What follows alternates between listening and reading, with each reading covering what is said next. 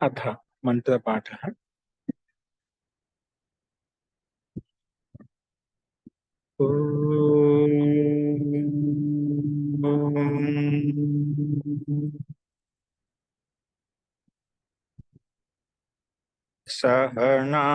सहनाववतु सहनौ भुनक्तु सह वीर्यं करवावहै तेजस्विनावधीतमस्तु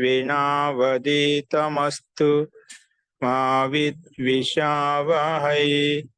ओम शांति शांति शांति।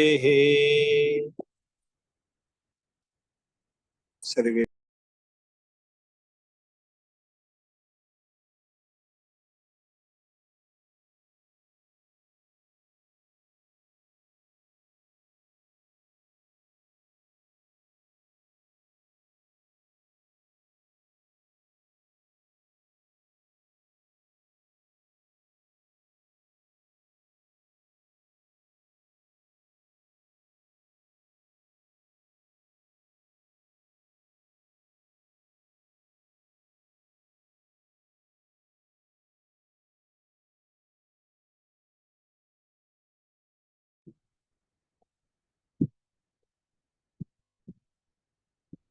అస్తు మనము అష్టాధ్యాయ క్రమ పాఠంలో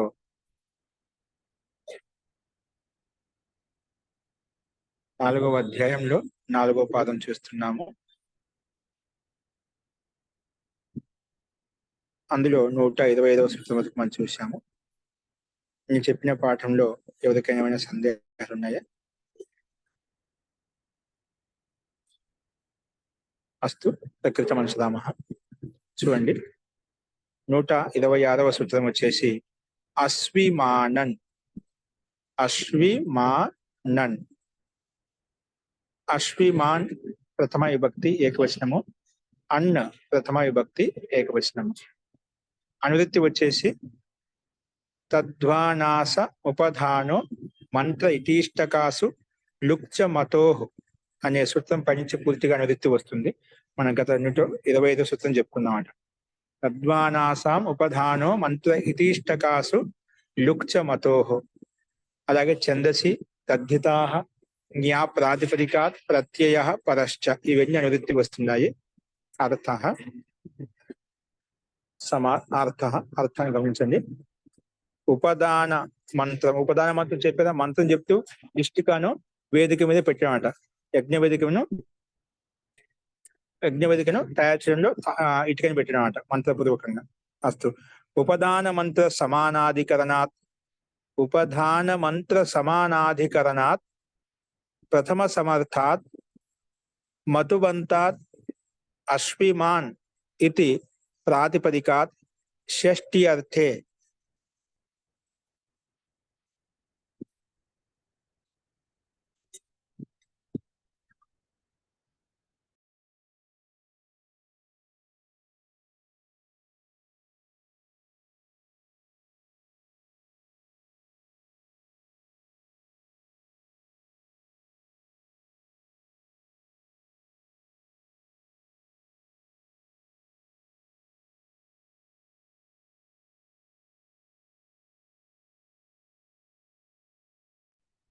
క్షమ్యతాం.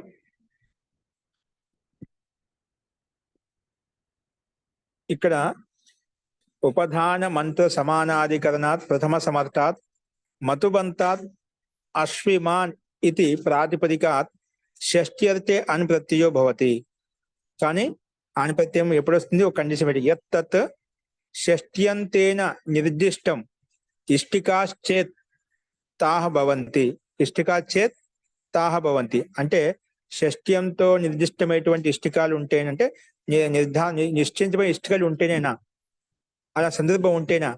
నిర్దిష్టం షష్ఠ్యంతే నిర్దిష్టం ఇష్టికాశ్చేత్ తాహ భవంతి. ఓకేనా?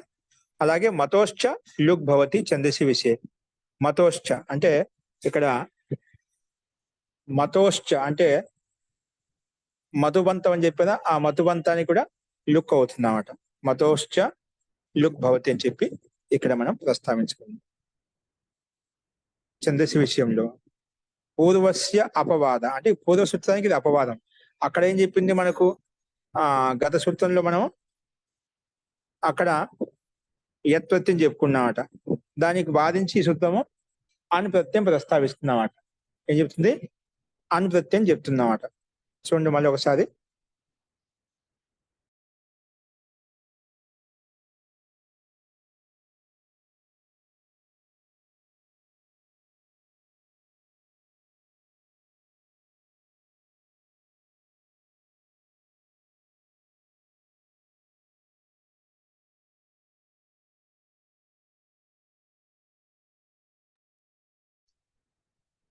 అంటే పైన చెప్పిన సూత్రానికి అపవాద సూత్రం అని ముందు చెప్పిన సూత్రం అపవాదం ఉంటున్నమాట.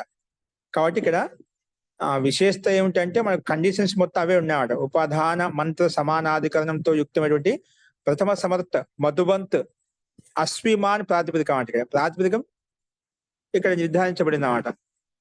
సో ప్రాతిపదికం చేత ఖచ్చితంగా ఇక్కడ యత్ప్రత్యయం కాకుండా అనుప్రత్యయం వస్తుంది, మతుకు కూడా లుక్ అవుతుంది అని చెప్పి ఈ సూత్రం ప్రస్తావించిందన్నమాట.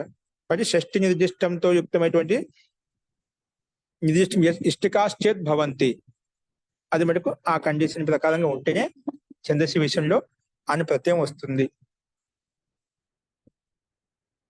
సో అందుకే ఇక్కడ అదే విధంగా మనకు అనుప్రత్యయం యొక్క ఉదాహరణ చూపించబడుతుంది. చూడండి ఇక్కడ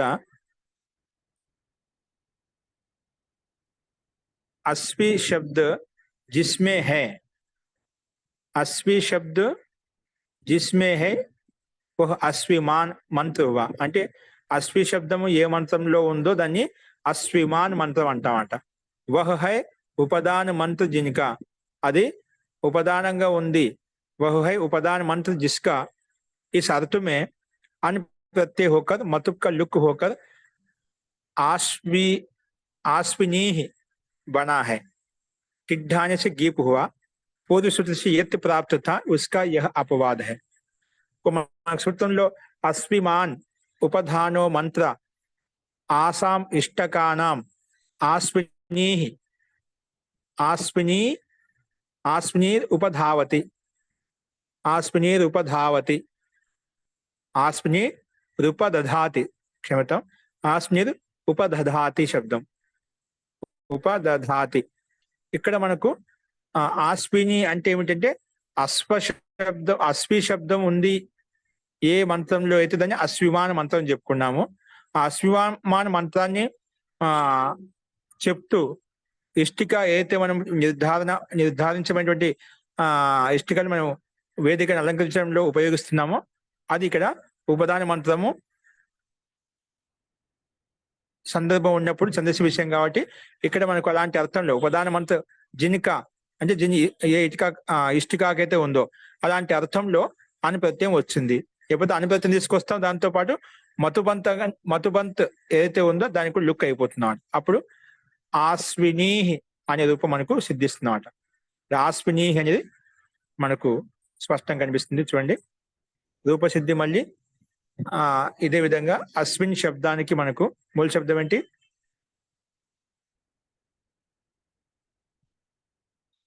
అస్వి శబ్దం కాబట్టి అనుప్రత్యయం తెచ్చుకుంటాము. అనుప్రత్యయం తెచ్చుకోగానే అస్విమాన్ శబ్దం అట. మూల శబ్దం ఏంటి? అస్విమాన్. అస్విమాన్ లో మా అనేది మతుబంత ప్రత్యయం అట. అస్విమాన్ ప్రాతిపదికం చేత అనుప్రత్యయం వస్తుంది. అనుప్రత్యయం రాగానే మతుబంతక లుక్ చేసుకుంటాం. మతుబంతక లుక్ అంటే మాన్ అని లుక్ అయిపోతుంది. అప్పుడు అస్వి శబ్దం మాత్రం మిగులుతుంది అన్నమాట. ఏమిగులుతుంది? అస్వి. మాన్ అంటే మతుబంతక లోపం చేశాం కాబట్టి అస్వి మిగులుతుంది. అస్వి ప్లస్ అన్. ఇప్పుడు అని ప్రత్యయ నిమిత్తం చేసుకుని ఆది వృద్ధి చేసుకుంటే ఆస్వి మన్. అలాగే ఆస్వి మన్. ఇప్పుడు ఆస్వి అన్ అని చెప్పి కదా, ఆస్వి ఇక్కడ అస్విన్ పదం ఉండాలి.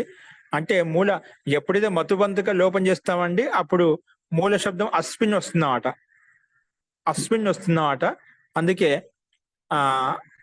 అశ్విన్ రూపం వచ్చినప్పుడు ఏమవుతుందంటే మనకు నకారాంతం కాబట్టి తర్వాత ఆదేశ్ కుది తీసుకుని ఆశ్విన్ అయిపోతుంది. ఆశ్విన్ ఆ ఆశ్విన్ ఆ తర్వాత ఆశ్విన అలా వస్తుంది అన్నమాట. కలుపుతున్న ఎస్ఏది లోపం చేసుకున్నాం కాబట్టి ఆశ్విన్ సారీ ఎస్ఏది లోపం కాదు, అశ్విన్ నకారాంత హలంతానికి ఆ కలుపుకుంటే ఆశ్విన వచ్చిందన్నమాట.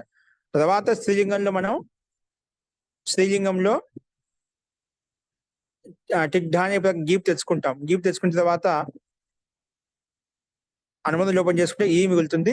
ఇప్పుడు ఈ స్థితిలో మళ్ళీ ఆశ్విన అనేది నకారంలో ఉండే ఆకారం అనుప్రత్యం యొక్క ఆకారం ఏదైతే ఉందో దాన్ని మళ్ళీ ఎస్ఏది లోపం చేసుకుంటామట. అప్పుడు ఆశ్విన్ మళ్ళీ అలా ఉంది కాబట్టి దానికి ఈ కలిపితే ఆశ్విని అయిపోయింది అన్నమాట. తర్వాత మనం తెచ్చుకొని ఋతు విసర్గం చేసుకున్నామట. ఛాందస్ ప్రయోగం కాబట్టి ఇక్కడ విసర్గం లోపం కాలేదు. జీ చెప్పండి. ఇక్కడ నస్తద్ధితే వస్తుందని ఇచ్చారు ఇందులో. నస్తద్ధితే వస్తుందా? చనేన టీలోపే అశ్వి అనండి. అశ్వి శబ్దం గల అశ్వి శబ్దమా? అందుకే పైన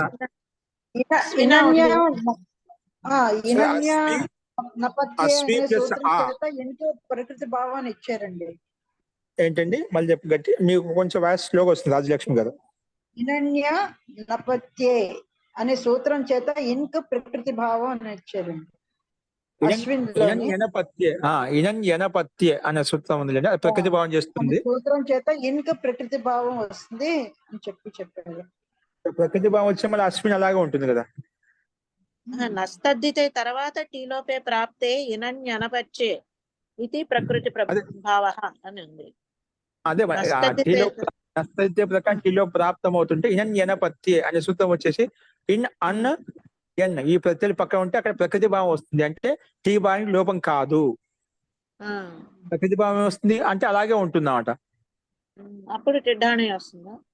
అప్పుడు స్త్రీ మనకి కాబట్టి మళ్ళీ ఎస్సీ లోపం చేసుకొని మాకు కలుపుకున్నాం, అశ్విని అయిపోయింది అన్నమాట.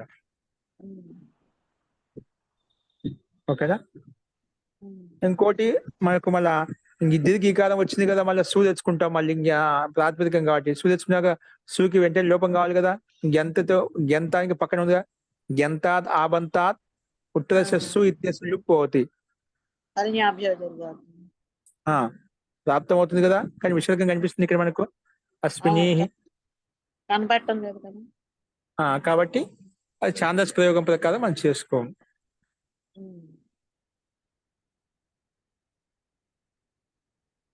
అలాగే ఛాందస్ ప్రయోగం ప్రకారంగా మనం చేసుకోము. అంటే కొన్ని చోట్ల అవుతుంది, కొన్ని బహుళంగా అవుతాయి ఛందస్సులో, ఛందస్సి బహుళం అని. ఆ రకంగా మనకు ఆ నియమానుసారంగా మనం ఇక్కడ లోపం చేసుకోవడం లేదు, ఎందుకంటే ఇచ్చారు కాబట్టి ఇంగీప్ ఇచ్చారు. తర్వాత మన హలింగ్యాభ్యో ప్రకారంగా మనకు రావాలి, కానీ లోపం కాలేదు అంటే ఇక్కడ ఛాందస్ ప్రయోగం బట్టి మనకి ఇక్కడ ఇవ్వబడింది. ఎందుకంటే అస్విమానం రూపదధాతి, అస్విమానే రూపదధాతి, ఇక్కడ విసర్గం మనకు స్పష్టంగా కనిపిస్తుంది. అస్తు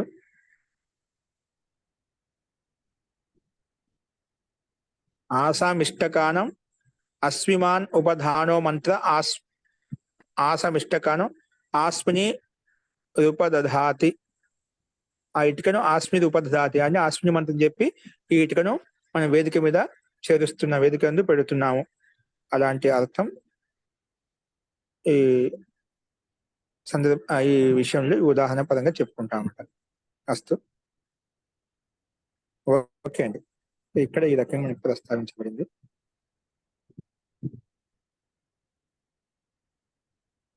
నెక్స్ట్ చూడండి.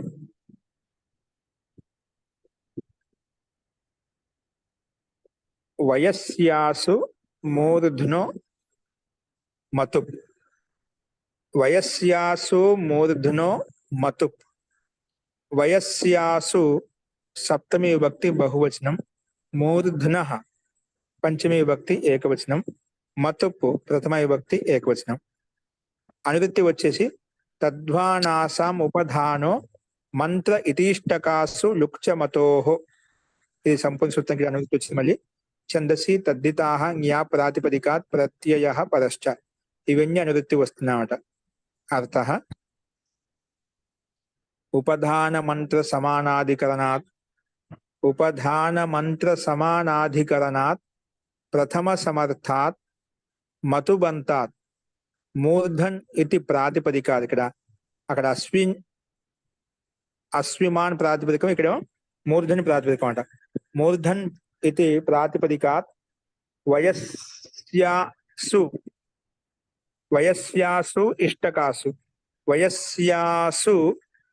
ఇష్టకాసు అవిధేయాసు. ఇక్కడ విడగొట్టాను, సంధియుక్తం సంధి జరిగింది రెండు చోట్ల. వయస్యాసు ఇష్టకాసు అవిధేయేసు. ఓకేనా? వయస్యాసు ఇష్టకాసు ఈ రెండింటి మధ్య ఇష్టకాసు అవిధేయాసు ఇక్కడ ఏనాదేశ సంధి. అందుకే వయస్యాసు ఇష్టకాసు అవిధేయాసు ఛందసి విషయే మతు ప్రత్యయో భవతి. లుక్ చ మతోహో, మతు ప్రత్యయం వస్తుంది. అలాగే మధుబంత లుక్ కూడా అవుతుంది. లుక్ చ మతోహో లుక్ చ. ఇక్కడ మూలధని ప్రాతిపదికం చేత మనకు సేమ్ అదే పైన చెప్పిన కండిషన్ ప్రకారంగా ఉపధాన మంత్రార్థంలో షష్ఠి నిర్దిష్టంతో ఇక్కడ ప్రథమ సమర్థం అట. ప్రథమ సమర్థాత్ మధుబంత అని చెప్పుకున్నాం కాబట్టి ప్రథమ సమర్థంతో యుక్తమై ఉన్నప్పుడు మూలధని ప్రాతిపదికం చేత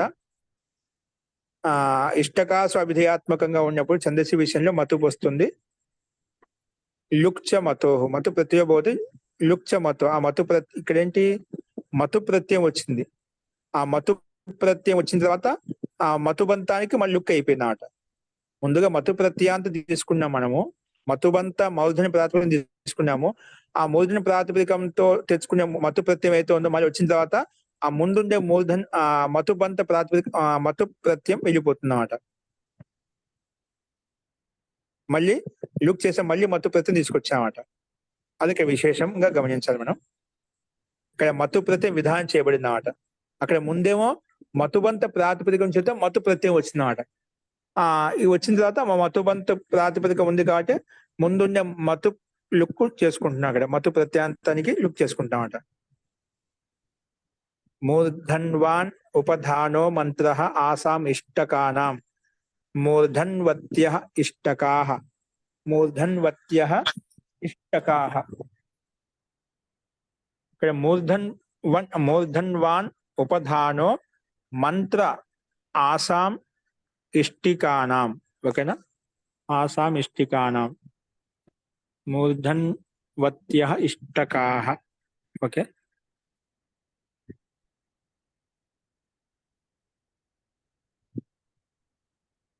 तो मूर्धन प्रातिपदिक मूर्धन्वान प्रातिपदिकం అండి. మతుబంధం తీసుకోవాలి కదా. మూర్ధన్వాన్ ప్రాతిపదికం చేత మనకు మతు ప్రత్యయం వస్తుంది. మతు ప్రత్యయం రాగానే మతోశ్చ లుక్ చేసుకుంటా అంటే వాన్ వెళ్ళిపోతుంది, మూర్ధన్ మిగులుతుంది. మళ్ళీ మూర్ధన్ మత్తు. మూల శబ్దం మూర్ధన్ వయస్సునే కదండి. మతుబంతాత్ మూర్ధని ప్రాతిపదిక. మతుబంతంతో ఇక్కడ మూర్ధని ప్రాతిపదిక తీసుకోవాలి కదా. ప్రథమ సమర్థ మతుబంతాత్ మూర్ధని వచ్చిన తర్వాత వయస్వాన్ మూర్ధన్ వాన్ వస్తాయి కదండి.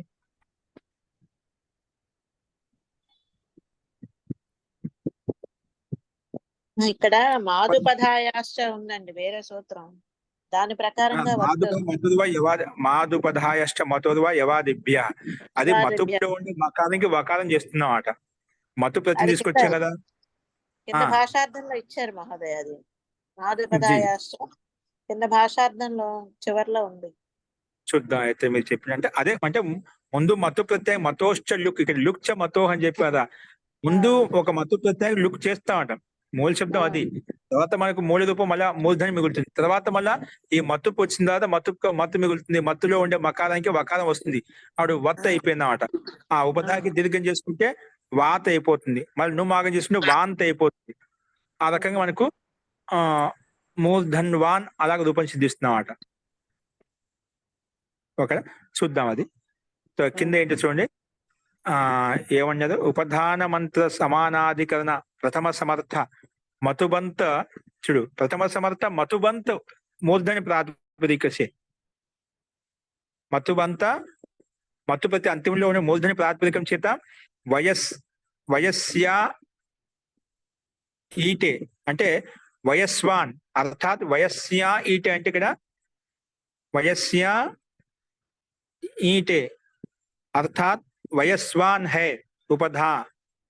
ఉపధాన మంత్ర అంటే వయస్వాన్ హై ఉపధాన మంత్ర దీని ఈటొంక అంటే ఏ ఇటుకలకైతే ఏ ఇటుకలు మనం పెట్టాలో ఆ ఇటుకలోకి పెట్టడానికి మంత్రం ఏంటి వయస్వాన్ మంత్రం అంట.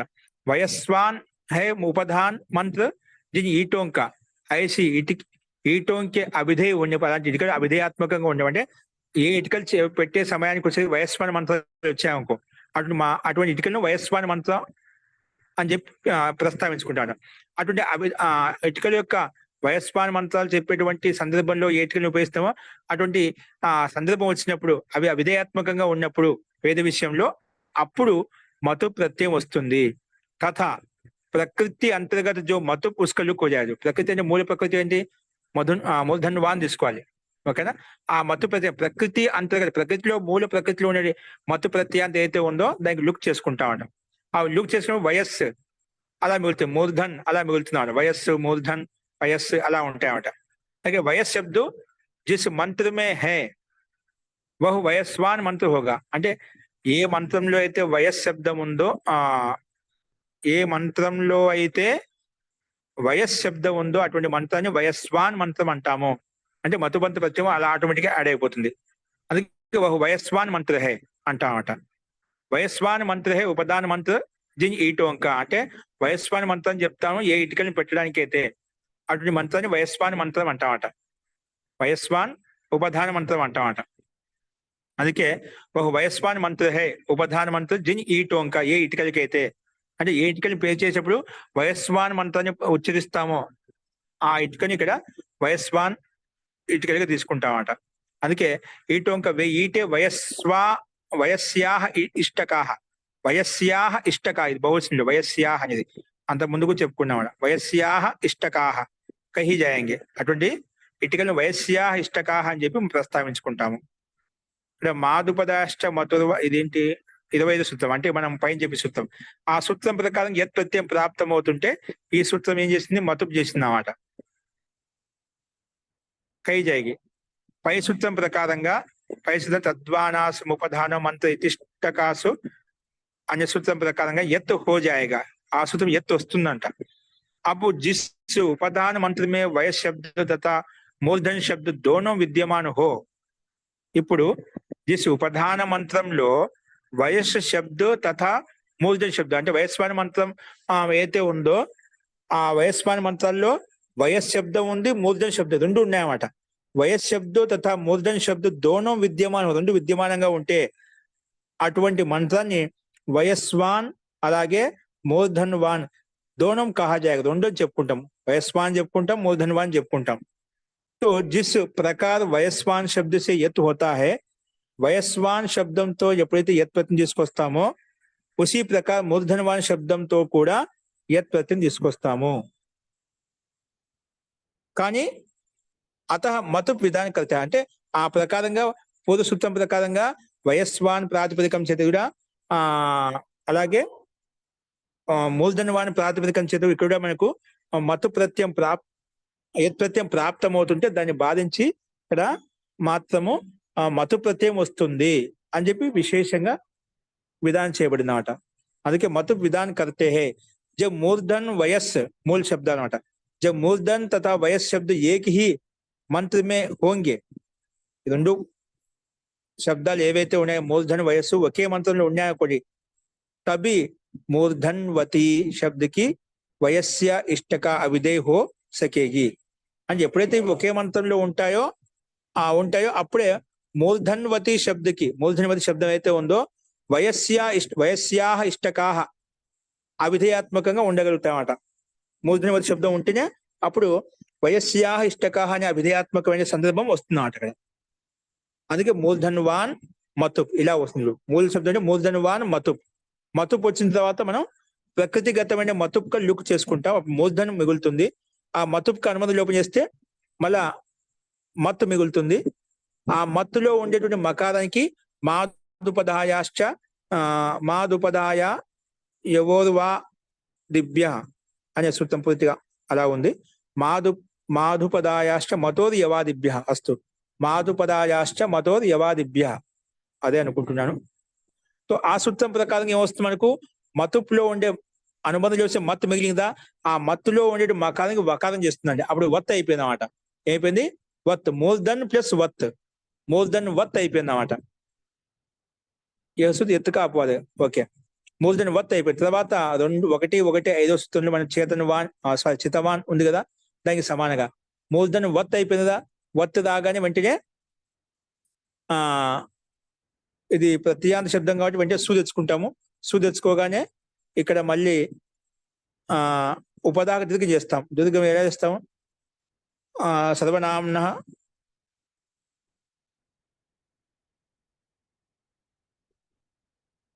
అక్కడ మనం చితవాన్ లో ఉపదాక చేసే అప్ త్రిన్ త్రిచ్ ప్రకారం చేసుకుంటామా?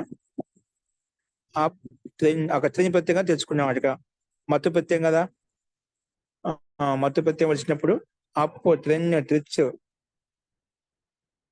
అందులో మత్తు ఉందా? అప్ త్రిన్ త్రిచ్. ఆ సూత్రంలో మతుపు లేదా ఆచార్య? దాని కింద సూత్రంలో రావాలి. అయితే ఆ సూత్రం అదే దీర్ఘం చేస్తుంది ఉపదాకి. ఏ సర్వనామస్థాయి చా సంబుద్ధవు, అసంబుద్ధి సర్వనామస్థాయి పక్కన ఉండే ఉపదాయా దీర్ఘోభవతి. అప్పుడు ఉపదాకి దీర్ఘం చేసుకుంటే మూర్ధన్ వత్ అనేది మూర్ధన్ వాత్ అయిపోతుంది అన్నమాట. మూర్ధన్ వాత్. అలాగే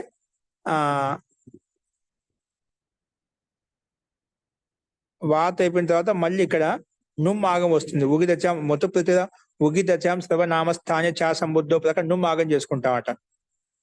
నుమ్ ఆగం ఎక్కడ వస్తుంది?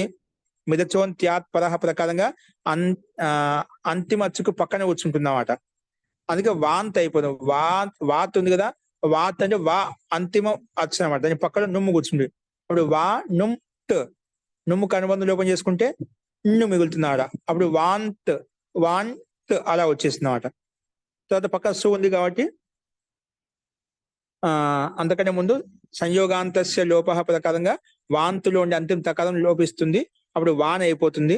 తర్వాత హలింగ్యాభ్యో దీర్ఘ సుతిస్య ప్రత్యమాల ప్రకారంగా సూర్యుడు లోపం చేసుకుంటేనా వాన్ అయిపోతుంది. అప్పుడు మూర్ధన్ వాన్ అలాగ మనకు సిద్ధిస్తుంది అన్నమాట. ఫస్ట్ అంతేనండి మహోదయ. ఇక్కడ అత్వసంతస్య చాధాతో ప్రకారంగా వస్తుందా దీర్ఘం? ఉపదా దీర్ఘం వస్తుందా? ఇక్కడ అత్వంత మత్తు కదా, అత్వసంతస్య చాధాతో ఈ సూత్రం తోటే వస్తుంది. ప్రకారం వస్తుందండి. అత్వంతం కదా, అస్త్వంతం అస్వంతం. ఇక్కడ అత్వం మత్తు ఉంది కదా, ఈ సూత్రం ప్రకారం వస్తుందండి. అత్వసంతస్య చాధాతో. ఓకే, ఈ సూత్రం ప్రకారం ఉపదాక దీర్ఘం చేసుకుంటామండి. అప్పుడు మనకు మిగతా ప్రక్రియ అంతా మనం చితవానికి సమానంగానే జితవాన్ ఇవన్నీ ఎలా చెప్పుకున్నా అలాగే ఇప్పుడు చెప్పిన విధంగా తయారు చేసుకోవాలి.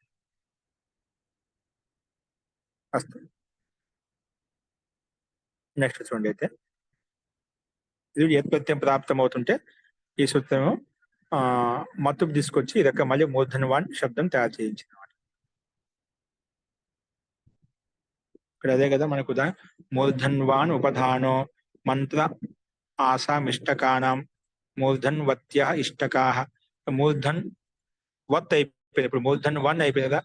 మూర్ధన్ వాన్, మూర్ధన్ వత్, మూర్ధన్ వతి సారీ ఇష్టకాహ శబ్దం కదా, అది మూర్ధన్ వాన్ అనేది మూర్ధన్ వతి అయిపోతుందండి. స్త్రీలింగం ఏమవుతుంది? మూర్ధన్ వాన్ పుల్లింగము, మూర్ధన్ వతి అనేది స్త్రీలింగం అన్నమాట. ఇష్టకాహ శబ్దం స్త్రీలింగం కాబట్టి అందుకే మూర్ధన్ వత్య అయిపోయి మూర్ధన్ వతి, మూర్ధన్ వత్యో, మూర్ధన్ వత్ నది నద్యో, మూర్ధన్ వత్యో, మూర్ధన్ వత్య. ఓకేనా? మూర్ధన్ వత్య అలా వచ్చేసిందన్నమాట.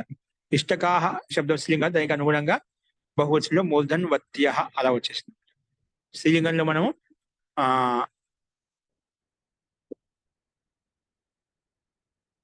ప్రత్యయం తెచ్చుకుంటాం అన్నమాట. ఏ ప్రత్యయం తెచ్చుకుంటాం?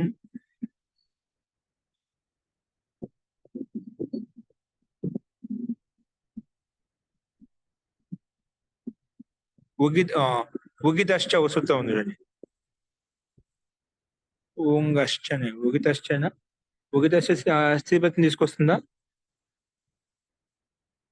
ఊంచ అనుకుంటా. ఊం చ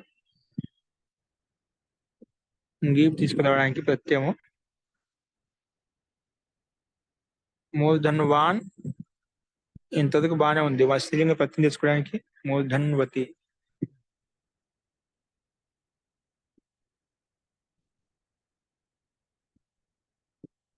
ఉగితశ్చ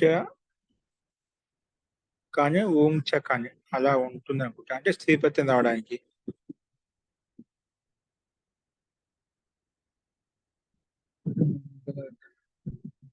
మతపద్ధంలో స్త్రీకి వతి వత్యో ఏంటంటే వత్యః అని వస్తాయి కదా. అదే మూర్ధన్వతి అంటే అది శబ్దం. మూర్ధన్వాన్ శబ్దం కాదు, వతి మూర్ధన్వాన్ వతి వత్యో వత్యః అని వస్తాయి కదండి. అదే అండి, అదే రూపం వచ్చేసింది. ఇంకా వంశ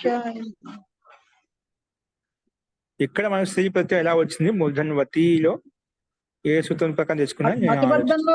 మతబద్ధంలో స్త్రీకి అలాగే వస్తుంది కదండి. మధువంతంలో ఇప్పుడు మనకి ఏమో మూర్ధన్వాన్ అలా తయారైంది. వాన్ మానవి పుల్లింగంలో వస్తాయండి. వతి మతి మూర్ధన్వాన్ అన్న పండితవాన్ వతి మతి పండితవతి అంటాం కదా. స్త్రీలింగంలో గతవాన్ గతవతి, వస్తాయి. గతవాన్ గతవతి, పండితవాన్ పండితవతి గతవతి అలాగా. గతవతో గతవత్యః అదే కానీ ఇక్కడ ఈ సూత్రము ఏ సూత్రం ప్రకారం ఇక్కడ మనం స్త్రీ ప్రత్యయం తెచ్చుకున్నా నేను అంటున్నాను. సమస్య లేదు. ప్రత్యయం అదంతా ఉగితానికి సూత్రం ఉంది, దాని ప్రకారం తీసుకుంటాం. అంటే మనకు తావంత మనకు ఉగితంతస్తే శ్వశ్రు అవి వస్తాయి కదండి. ఆచార్య ఆచార్య ఉగితశ్చైన ఉగితంతాత్ ప్రాతిపదికాత్ స్త్రియాం గీ ప్రత్యయో భవతి. ఓకే అండి, అదే మనకి ఉకారాంత మతుపు కదా, ఉకారాంతంగా దీంతో వచ్చేస్తుంది. ఓకే అండి, అప్పుడు మనకు ధన్యవాదాలు. దీని ప్రకారం చేసుకుంటాం. అస్తు. అన్నిట్లో ఇదే విధంగా ఇప్పుడు అన్నిటికీ ఇదే వస్తుంది అన్నమాట. ఇంకా మత్తు వచ్చిన చోట్ల పఠితవాన్ పఠితవతి, గతవాన్ గతవతి, లిఖితవాన్ లిఖితవతి అలాగా మనం ఏవైతే చెప్పుకుంటాం అన్ని ఇలాగే సిద్ధిస్తాయి. అస్తు. నెక్స్ట్ చూడండి, మత్వర్తే మాసతన్వోః. మత్వర్తే సప్తమి విభక్తి ఏకవచనం, మాసతన్వోః సప్తమి విభక్తి ద్వివచనం. సమాసం వచ్చేసి మతోర్ అర్థో మత్వర్థః. మతోః అర్థః మత్వర్థ. మతు మత్వర్త అంటే మతు ప్రత్యయం యొక్క అర్థాన్ని మత్వర్థః అంటాం. దాన్ని మతోర్ అర్థః మత్వర్థః. తస్మిన్ మత్వర్థే, మతు యొక్క అర్థాన్ని మత్వర్థః అంటాం. తస్మిన్ మత్వర్థే షష్ఠీ తత్పురుషః సమాసః. అస్తు. మళ్ళీ మాస తన్వోహను విడదీస్తున్నది ఏమంటే మాసశ్చ తన్వశ్చ ఇది మాస తన్వౌ తయోః మాస తన్వోః. ఇది ఇతర ఇతరేతర యోగ ద్వంద్వ సమాసము. అనువృత్తి వచ్చేసి ఛందసి యత్ తద్దితాః జ్ఞాప్రాతిపదికాత్ ప్రత్యయః పరశ్చ. ఇవన్నీ అనువృత్తి వస్తున్నాయి. చూడండి, ఇక్కడ కొంచెం దాన్ని ఓపెన్ చేసి చెప్పారు. ఇంకా యస్మిన్ అర్థే అర్థాత్ తదస్యాస్త్యస్మిన్నితి మతు.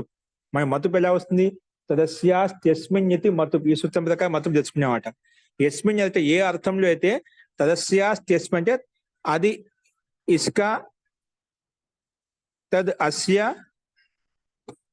తద్ అస్మిన్ అంటే అది ఇతనిది, అది ఇతనిలో ఉంది అలాంటి అర్థంలో. ఓకేనా, ఇది ఇతనిది, ఇది ఇతనిలో ఉంది అలాంటి అర్థం అన్నమాట. అది ఏదైనా కావచ్చు. సో యస్మిన్ అర్థ ఏ అర్థంలో, అర్థాత్ తదస్యాస్మిన్ ఇతి మతు ఇత్యనేన ఈ సూత్రం ద్వారా షష్ఠి అర్థే సప్తమి అర్థే. షష్ఠి విభక్తి అర్థంలో సప్తమి విభక్తి యొక్క అర్థం ఇప్పుడు అంటే తదస్య షష్ఠి విభక్తి, తదస్యాస్మిన్ అస్మిన్ అంటున్నాయి ఇక్కడ, సప్తమి విభక్తి రెండు ఉన్నాయి ఈ సూత్రంలో. కానీ షష్ఠి అర్థే సప్తమి అర్థే చ మతు విహిత. షష్ఠి విభక్తి యొక్క అర్థంలో సప్తమి విభక్తి యొక్క అర్థంలో మతు ప్రత్యయం విధానం చేయబడింది. కానీ తస్మిన్ అర్థే అత్ర యత్ విధీయతే. అలాంటి అర్థంలో అంటే షష్ఠి సప్తమి అర్థంలో అత్ర యత్ విధీయతే, ఈ సూత్రం ప్రకారం యత్ విధానం చేయబడింది. యత్ విధీయతే అని కొంచెం ముందు దాని స్పష్టత వచ్చే విధంగా మనకు చెప్పబడింది అన్నమాట. ఇప్పుడు ఈ సూత్రార్థం చూడండి. మాస తన్వోః అన్య పదార్థయోః మాస తన్వోర్ అన్య పదార్థయోః ప్రథమ సమర్థాత్ ప్రాతిపదికాత్ మత్వర్తే ఛందసి విషయే యత్ ప్రత్యయో భవతి. మత్వర్తే ఛందసి విషయే కిం భవతి? యత్ ప్రత్యయో భవతి. మాస తన్వోః అన్య పదార్థయో, మాస శబ్దం తన్వ శబ్దం కదా ఇక్కడ. మాస తన్వోర్ అన్య పదార్థయోః ప్రథమ సమర్థాత్ ప్రాతిపదికాత్ మత్వర్తే అంటే మతు యొక్క అర్థంలో ఛందసి విషయం ఏమి ఉంటే కన్నా యత్ ప్రత్యయో భవతి, యత్ ప్రత్యయం వస్తుంది. ఉదాహరణ ఇక్కడ అదే విధంగా మాసే సందర్భంలో ఉదాహరణ నభాంసి విద్యంతే యస్మిన్ మాసే, ఏ మాసంలో అయితే మాసే నభాంసి విద్యంతే యస్మిన్ మాసే స నభస్యో మాసః సహస్యః. అలాగే సహాంసి విద్యంతే యస్మిన్ మాసే సహస్యః తపాంసి విద్యంతే యస్మిన్ మాసే తపస్యః. అంటే కొంత తపస్సు చేసుకునే ఒక సమయ విశేషం ఉంటుంది కదా, అలాగా సహస్యః. అలాగే ఇక్కడ నభస్యః. తన్వాంకి ఉదాహరణ చూపిస్తే ఓజో అస్యాం విద్యతే ఓజస్యాః తనోః తేజస్యాః తనోః. తను అంటే శరీరార్థంలో. ఓజో అస్యాం విద్యతే ఓజస్యాః తనోః తేజో అస్యాం విద్యతే తేజస్యాః తను. తను శరీరం అన్నమాట. సో ఇక్కడ మనకు రెండు రకాల ఉదాహరణ రెండు ప్రాతిపదికాలకు అనుగుణంగా మాస తన్వ సందర్భంలో ఉదాహరణ ఈ రకంగా ఇవ్వబడ్డాయి. जिस अर्थ में मतुब कहा है उसी अर्थ में यहाँ छंदसी विषय में यत कहा जाता है. ఏ అర్థంలో మతుబ్ చెప్పుకున్నామో అదే అర్థంలో ఛందసి విషయంలో యత్ ప్రత్యయం కూడా వస్తుంది. తదస్య తస్మిన్ ఇతి మతుబ్ ప్రకారంగా తత్ ప్రథమ సమర్థ కహా హై సూత్రంలో తదస్యా తస్మిన్ ఇతి అనే సూత్రంలో తత్ శబ్దం ఉంది కాబట్టి దాన్ని ఆధారం చేసుకుని ప్రథమ సమర్థం చెప్పబడింది. అతః యహా భీ ప్రథమ సమర్థ విభక్తి లీ గయి హై. ప్రథమ సమర్థం తీసుకున్నామట. मतुब के अर्थ में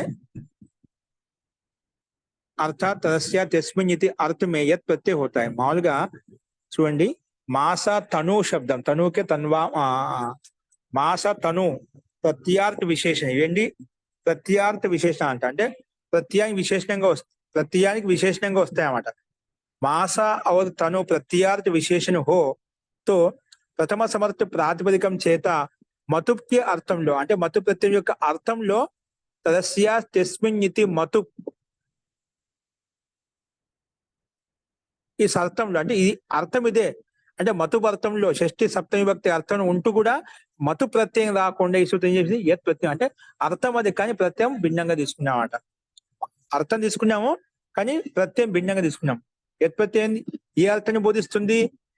తదస్యా తస్మిన్ ఇతి మతు మతు అర్థాన్ని బోధిస్తున్నామట యత్ ప్రత్యయం. మాదిగా యత్ ప్రత్యయాన్ని మతు అర్థాన్ని అంటే చెప్పుకునే కదా షష్ఠి సప్తమి విభక్తికి అర్థం. ఆ షష్ఠి సప్తమి విభక్తికి అర్థం చెప్పేది మతు ప్రత్యయం. కానీ మతు ప్రత్యయం చెప్పకుండా అర్థం తీసుకొని ప్రత్యయం మాత్రం యత్ ప్రత్యయం విధానం చేశాము. ఇది ఇక్కడ విశేషంగా ఛందసి విషయంలో తీసుకోబడింది అన్నమాట.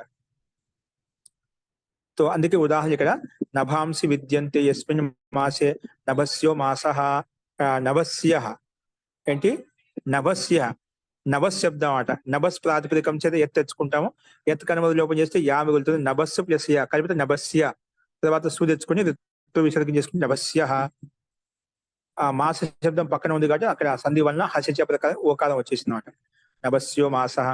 అలాగే సహస్ ప్రాతిపదికం చేత యత్ ప్రత్యయం చేసుకుని సహస్యః. తర్వాత సు తెచ్చుకుని ఋతు విసర్గం చేసుకుంటాం. అలాగే తపస్ ప్రాతిపదికం చేత యత్ ప్రత్యయం చేసుకుంటే తపస్యః. ఇలాగ రూపాలు సిద్ధిస్తాయి. అలాగే ఓజో అస్యాం విద్యతే ఓజస్ ప్రాతిపదికం చేత ఎత్ తెచ్చుకుంటే ఓజస్య.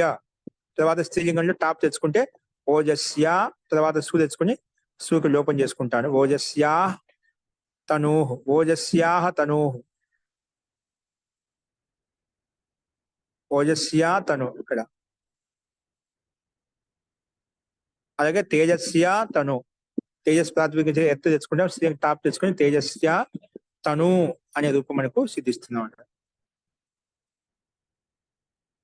అస్తు, ఇందులో సందేహం ఉందా?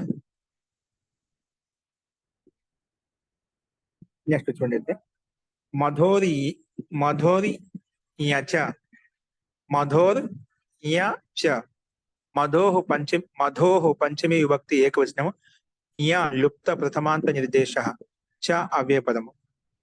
అనువృత్తి వచ్చేసి మత్వర్తే మాసతన్వోః మత్వర్తే మాసతన్వోః ఛందసి యత్ తద్ధితాః న్యా ప్రాతిపదికాత్ ప్రత్యయః పరశ్చైవ అనువృత్తి వస్తున్నాడు.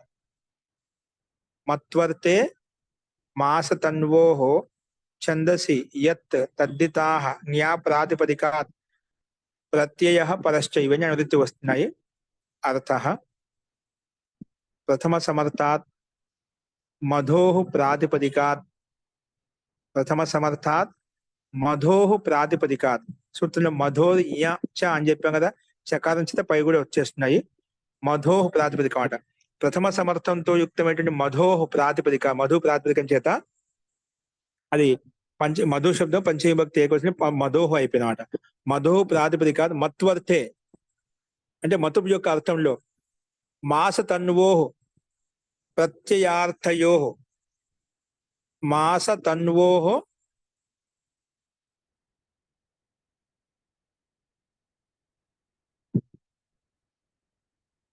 మాస తన్వోః ప్రత్యయార్థయోః యః ప్రత్యయో భవతి. మాస ప్రత్యార్థంలో ఉన్నటువంటి మాస తన్వాలు ఏవైతే ఉన్నాయో మాస తన్వోః ప్రత్యయార్థయోః అని చెప్పేది ప్రత్యయానికి విశేషణంగా వచ్చాడు. మాస తన్వోః ప్రత్యయార్థయోః యః ప్రత్యయో భవతి. చకారాత్ యత్ ప్రత్యయం కూడా వస్తుంది అన్నమాట. అందుకే మధు అస్మిన్ అస్తి ఇది మాధవో మాసః. మధు అస్మిన్ అస్తి అంటే మధు అనేది తేనె అనేది ఈ మాసంలో ఉంటుందని మాధవో మాసః అంటామంట. లేదా మధవ్యః అంటామంట. మధవ్యః మాసః అంటే మధు అనేది ఎప్పుడు ఉండాలండి, కొన్ని మాస విశేషంలో కాల విశేషంలోనే ఉంటుందన్నమాట. అలాగే తన్వాం తను శరవాచి శబ్దానికి చెప్తున్నా అక్కడ. మధు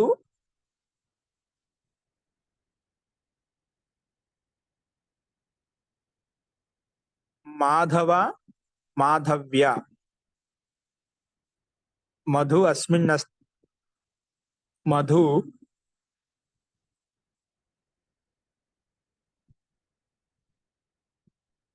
ఇక్కడ విగ్రహవాక్యము మాధవ తన్వవాచి కదా, మనం తన్వవాచి కాబట్టి మధు అస్యాం అస్తి మాధవ అంటాం.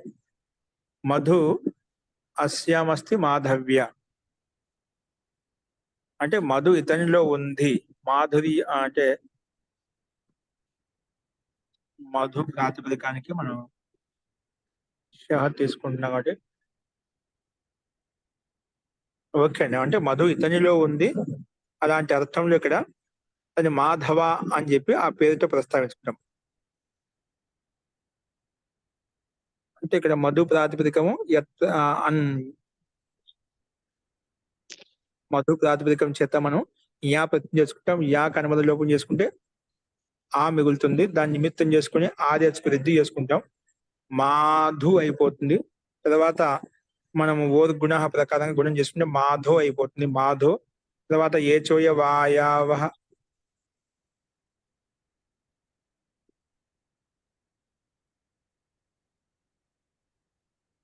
ప్రకారంగా అవు తెచ్చుకుంటే మాధవ్ అవుతున్నాడు. మాధవ్ ప్లస్ ఆ కలిపితే మాధవ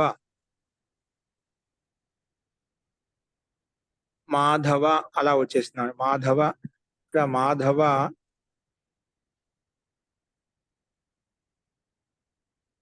ఇక్కడ స్త్రీలింగంలో శబ్దమా ఇది లేదంటే బహువచన శబ్దమా? మాధవాః మధవ్యాః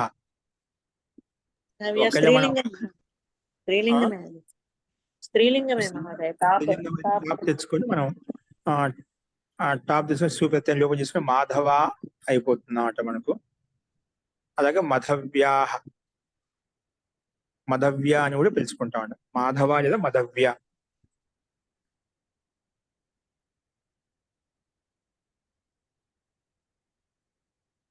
అక్కడ మనకు ఓకే మధవ్య స్త్రీలింగ శబ్దం తీసుకున్నాం అంటే ఆ రకంగా రూపం సిద్ధిస్తున్నాం అంటే. అస్తు ఓకే అంటే మధు ప్రాతిపదికం చేత మనకు మాస్తన్వ ప్రత్యయార్థంలో యుక్తమై ఉన్నప్పుడు యా ప్రత్యయం వస్తుంది. యత్ ప్రత్యయం వచ్చినప్పుడు మధవ్య కూడా అర్థం ఒకటే. మాధవ లేదా మధవ్య ఏది చెప్పినా ఒకటే, కానీ రూపసిద్ధి శబ్దద్వయం కనిపిస్తున్నాయి, అర్థం మాత్రం ఒకటే తీసుకుంటాం. అస్తు ఓకే. ఇందులో ఎవరికైనా ఇంకేమైనా సందేహం ఉందా? ఇంకేమైనా కొత్తగా చెప్పేటువంటి విషయం ఉంటే చెప్పండి అది కూడా. అస్తు. సో మొత్తానికి మతు అర్థంలో మనకు మతు ప్రత్యయం రాకుండా ఇక్కడ మనం యహ ప్రత్యయం తెచ్చుకున్నాము, యత్ ప్రత్యయం తెచ్చుకున్నాం, అది విశేషం అంట. అర్థం అదే కానీ ప్రత్యయం భిన్నం తెచ్చుకున్నాం అంట. అస్తు. ఈ రకంగా 29వ సూత్రం చూసాము. నెక్స్ట్ సూత్రం అది చెప్తాం రండి. అస్తు. ఓజసో అని యత్ ఖౌ. అస్తు. రేపు చెప్తాం. రేపు అంటే సోమవారం. అస్తు. శాంతి పాఠ.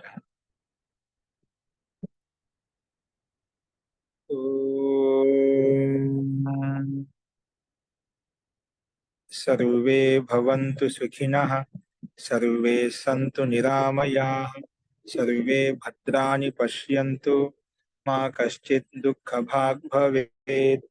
ఓం శాంతి శాంతి శాంతి.